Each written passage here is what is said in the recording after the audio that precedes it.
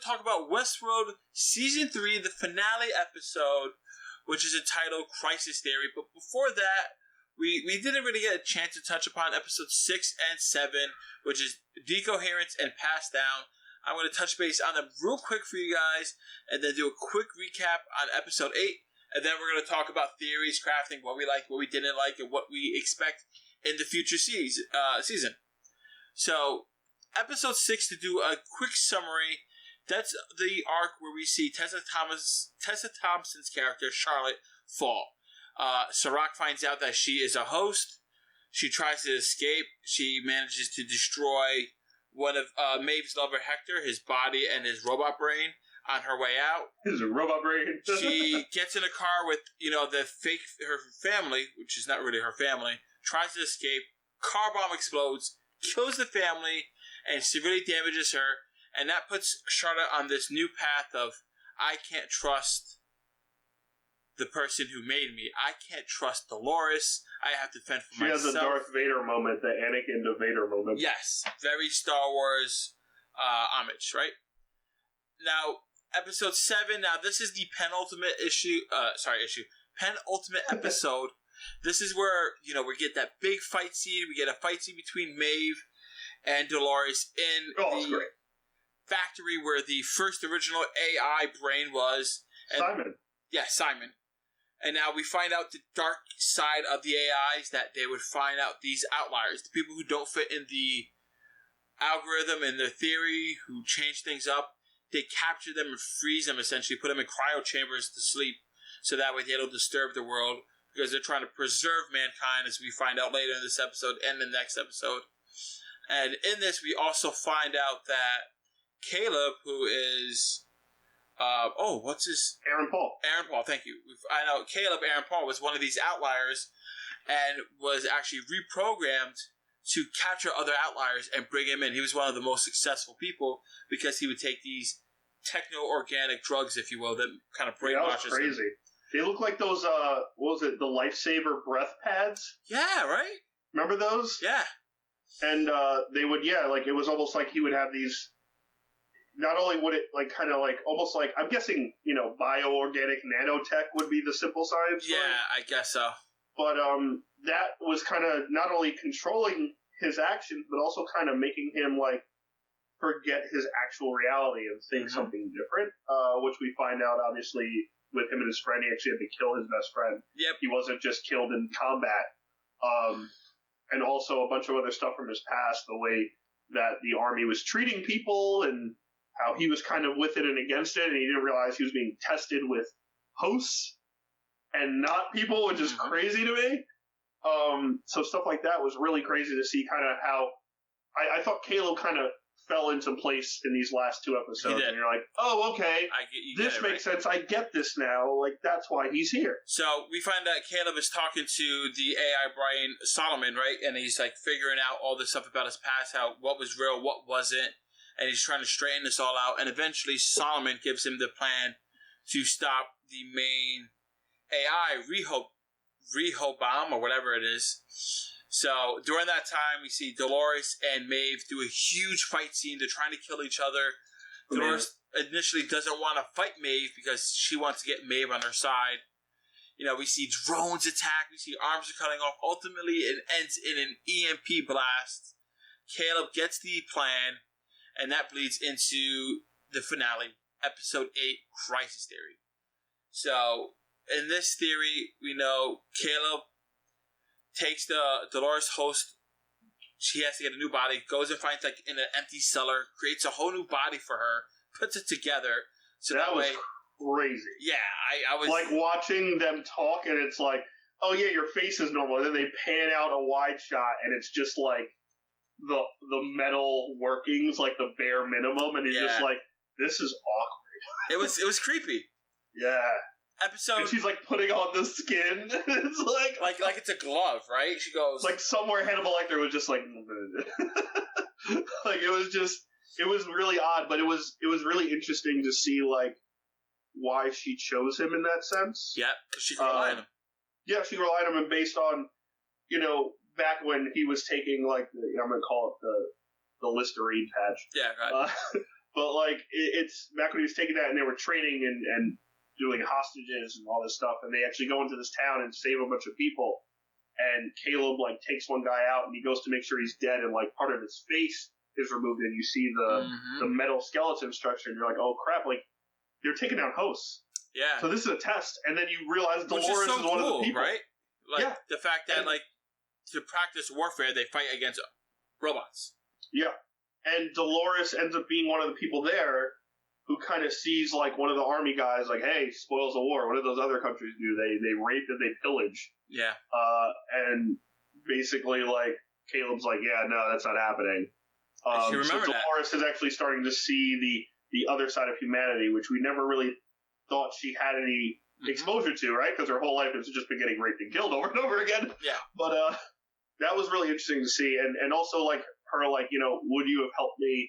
Asking him questions like, would you have helped me if I didn't look this way? Yeah, right. Would you have helped me if I was a guy, or would you have helped me if I, you know, looked differently? And it was like, you know, let's not pretend your original thoughts about me were 100% pure and you're the greatest guy on the planet, which was really interesting to see, because like you kind of wondered, like, is there kind of like a thing? Does he have like a thing for her? Is it like, you know, early on before he knew she was a robot, obviously. Yeah. But it was kind of cool to see that.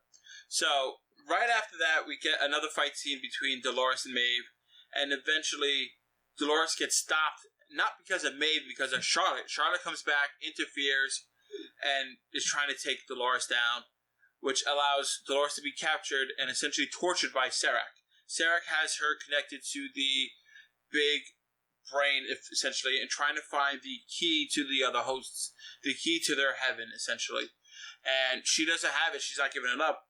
Her memories start getting deleted one by one. And now for these hosts, that's essentially like killing them, because they can keep coming back. They're eternal. If you delete their memories, you delete who they are. So she's going through excruciating amounts of pain, getting deleted. Her final memory, you know, she kind of shows Maeve, and it convinces Maeve to change sides, to realize that what's happening right now isn't right. She attacks all the Serac's guards.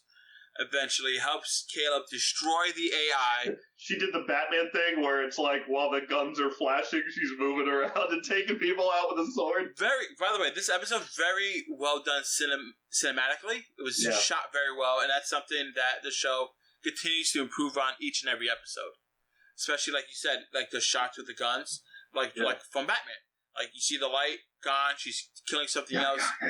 You feel the sense of mystery when she's fighting, and you really don't know what's going to happen next. You kind of feel what the villains, or the henchmen, I should say, are feeling right before they die. So that was definitely cool. And they put you in Caleb's spot where he's like just kind of standing there like, I'm just not going to move. Like, I'm just going to stay here because they had a gun to my head and now everyone's dead. So ultimately, this episode leaves us with the world is starting to crumble. The AI brain is down. Caleb pretty much has the chance to start the world anew. And that leads us into Season 4. But before we get that, there are 2 after-credit scenes. One where it shows the Man in Black supposedly dies by Charlotte and another host that looks just like him. Yep. And then the second after-credit scene, we see Bernard comes back from the gates, if you will, from heaven, the robot heaven, covered in dust. And it looks like he might have a solution to how to save humanity. Yeah. So now kind of brings us to, what did you think of this finale, Chris? And then we'll take it from there. Yeah, I thought this finale was really good. I thought this season was a lot better than season 2. Yes, I agree. I still think season 1's my favorite. Okay. But I did like a lot of things. I liked that Dolores' plan wasn't just skin deep.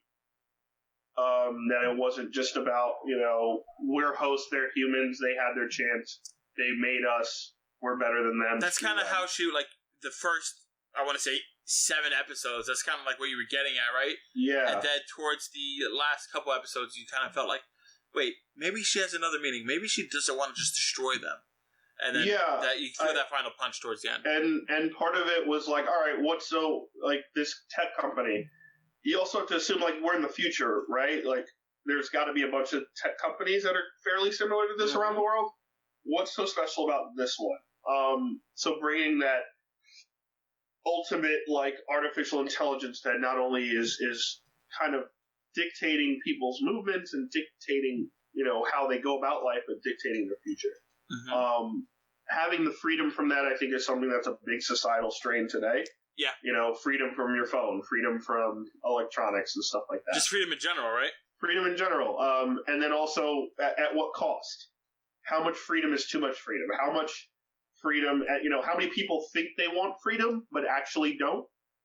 And how many people, desire to be free from technologically based stuff all the time? Mm-hmm. I think it was a very interesting, kind of open-ended thought process on society. But it was also really cool to see the end scene of Dolores where she shares it with Maeve, where she's where they're having a conversation and they're back in their old original clothing back in Westworld, and she's talking about the beauty of the world and some of the human race, that's what she was striving for, to make that choice, to give them the option to make that choice to be better. I think part of that is a little close-minded, but it's based on the fact that, again, she's also a robot, even though she's kind of smarter than everybody, because I think... Yeah. Personally, I think if given the choice, most people will still make the wrong choice. It'll be more selfish. It'll be more, of course, for themselves. It'll be more, sketchy if there weren't laws and there weren't, things to counteract certain things. But I think it was an interesting kind of full circle for her where it comes around. Mm-hmm. I think the question is, do we see Dolores at all next season? I think. Oh God. And I think the other question is, how does Caleb and Maeve fit into that? Obviously, Maeve gets kind of shafted every year the same way. I'd like to see something different with her, where it's you are this close to getting your daughter back, and then no. So every year that's kind of been a trend. I personally would like to see something different. Not different as far as the way they do it, because the way they do it is different. Mm-hmm. But I'd like to see either that kind of story be resolved and they create something new for Maeve. Because I will say, even though Maeve was so badass this year, having her controlled, to me, took a little away from her character. It did. It took a little punch, and the spunkiness that we love with Maeve that we got in the previous 2 seasons. Yeah, we kind of was all taken away, right? This is a whole different look at this character, where you're so used to her being free and overpowered, essentially, right? She has this power that she can do anything to the robots. Now to see her... And she can control tech with her mind and shut it on and off and all that now stuff. To see her in the complete opposite role, like you said, it might not be the best for her character, but I enjoyed it because we see that character in a new light. Yeah, we haven't seen it before, right? So now, in the next season, kind of address some of your things, what do we think is going to happen with Maeve? I think Maeve and Caleb are going to join together, as we saw, right? We already saw that. They're going to try to create a new world together. They're going to try to create a utopia for both humans and robots to live together on the same level of synergizing. She wants to create a world where her daughter can live, and she's probably going to be all right, I want to get my daughter out of there, but I want to create a world where we all can live, right? So now we're going to see her different from, the Avenger and, the Mother Mission. Now we're going to see her as a creator, right? We're going to see her as trying to create this world that her daughter can live in, and Caleb is trying to find his role of, all right, I was a lapdog, right? I was a mission man. I was a muscle. I just went out and did my mission, and that was it. Now I have the ability to lead. Now I got to take that character and elevate him, how we could turn him into a leader that people could actually get behind and make it believable.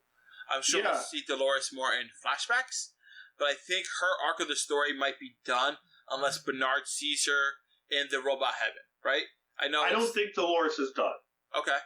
And I think the reason is one of the biggest things we found out in that finale is that Dolores was the first ever host to work. Mm-hmm. So everybody made after her was based on her design. And Dolores was the first. She was the original. So that means even Bernard, even Maeve, all the characters we know and love were made from Maeve. Mm-hmm. Maeve, Dolores, are based on her, which has that great line where she's fighting Maeve and she's I was the first. She's you were all based on me.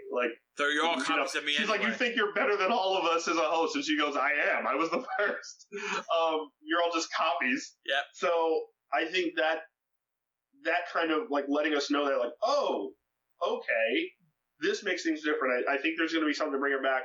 I think the biggest question is Bernard right now. Yeah. Bernard to me is towing this line of, in my head, okay, yes, he's a host, but was there a real Bernard? Was there a Bernard that was actually a human being with these memories? When he goes, there's that scene where he goes back and talks to Gina Torres, who they aged up as this old woman with, like, dementia. That was the widow, right, of the person he was based off of, and they bonded over their son dying. Yes. So I think that's what it is. I think that too, and I think Bernard, though, I don't know, maybe Bernard was real and he was the one sick and never had a kid, and Arnold, being Anthony Hopkins, turned him into this to keep his best friend alive. Maybe. But there's something there with Bernard, and there's so, besides the fact that he also helped Arnold build WestWorld and build the rest of the hosts, I'd love to know what he saw when he was in, like, kind of the VR mini set. And yeah, to me, when he came back out, that means, in my mind, a lot of time has passed. Yes, of course, when it's all, like, dusty and stuff. Which also, like, that must be the worst housekeeping of all time. I don't think there's any housekeeping. I think everybody's given up on housekeeping. Like, the housekeepers are terrible at that hotel. But, like, so that's the question, obviously, what did he see and what does that mean for the future? Yeah. And I think with William, there was a lot of reports and a lot of interviews and articles with Ed Harris, who plays William, that he was really not happy with how his character turned out this season. Really? Yeah, and I could kind of see why.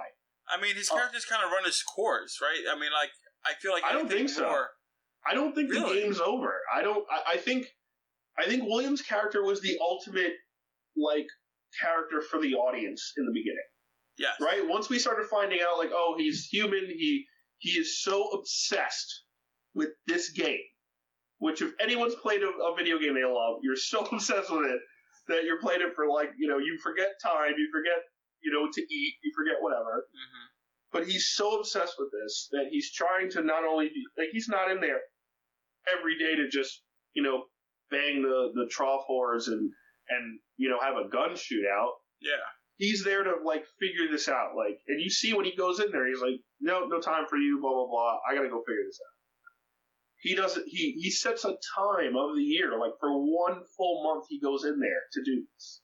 So, for me, this season was obviously very different. Like, this is the season where I think they're like, all right, we're taking chances here, we're taking chances here. They're taking a pivot, if you will, of the direction of the show. Exactly, a pivot.